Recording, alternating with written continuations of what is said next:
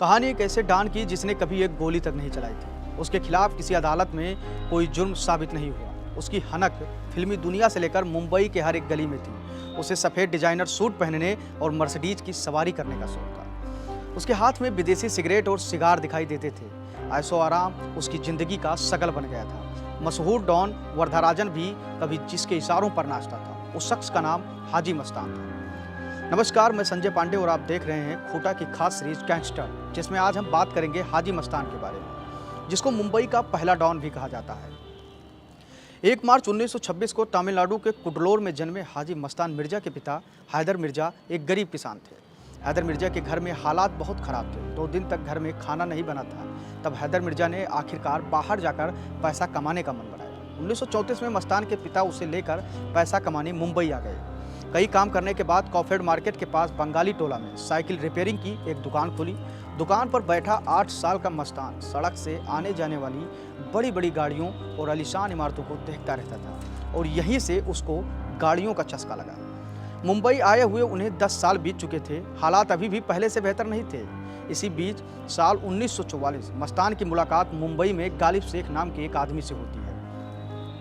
उसने मस्तान से कहा कि अगर वो डाक पर कुली बन जाए तो अपने कपड़ों और थैलों में कुछ खास सामान छिपाकर आसानी से बाहर ला सकता है, जिसके बदले उसे अच्छा पैसा मिलेगा।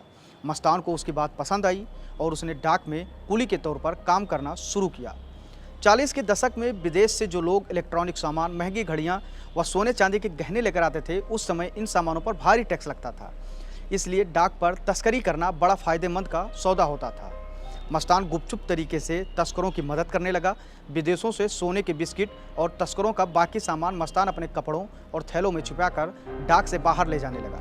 इस काम में मस्तान को अच्छा पैसा मिलने लगा और अब वो हाजी मस्तान पुराना वाला नहीं, नया मस्तान बन चुका था। फिर 1950 का दशक मस्तान मिर्जा के जीवन में मील का पत्थर साबित हुआ। साल 1956 दमन और गुजरात का कुख्यात तस्कर सुकून नारायण बखिया हाजी मस्तान के संपर्क में आया।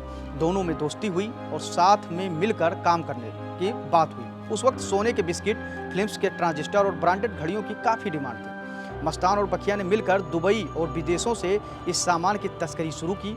दोनों का काम बढ़ता गया, पैसा भी खूब कमाया और इस तरह एक मामूली सा कुली मस्तान मुंबई का माफिया मस्तान भाई बन बैठा था।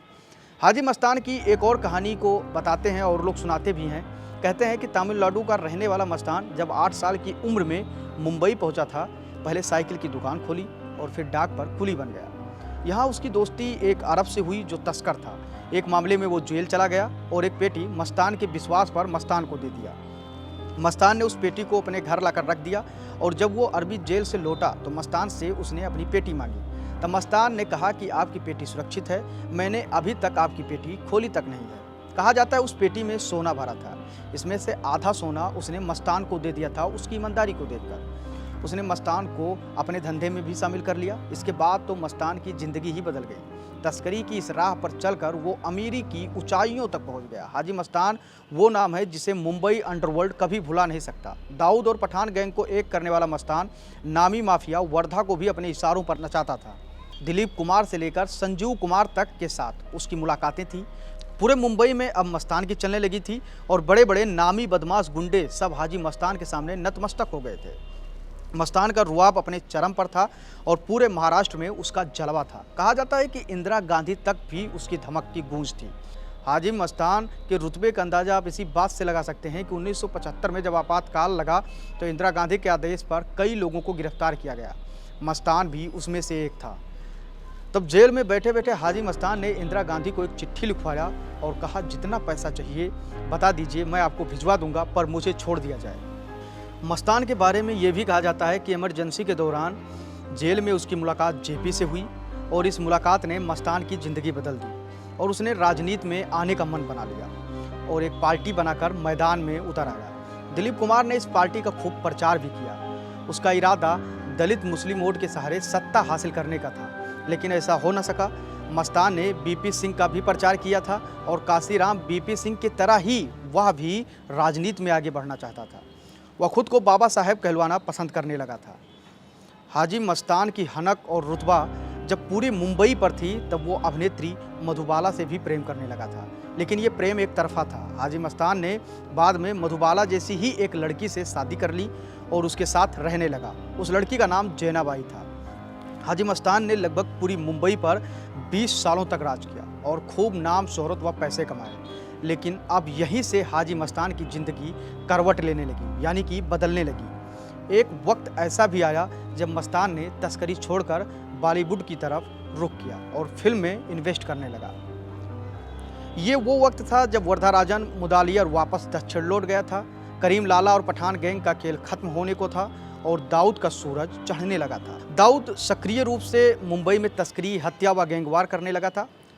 हाजी मस्तान का सारा पैसा फिल्मों और राजनीति में खत्म हो गया था और धमक, दाऊद गैंग्स जैसे नए गैंग्स के कारण खत्म हो रही थी। हालांकि 555 सिगरेट पीने वाले मस्तान पर किसी अदालत में कोई गुनाह साबित नहीं हुआ। जुर्म की दुनिया में हाजी मस्तान का नाम जिस तरीके से ऊपर उठा था, उसी तरह उसका नाम एक समय ऐसा भी आया जो गुमनामी के अंधेरे में खो गया और किस्से कहानियों में ही सिमट कर रह गया। अगले एपिसोड में हम बात करेंगे जुर्म की दुनिया के एक और नए गैंगस्टर के बारे में। जब तक के लिए जय हिंद, जय भारत।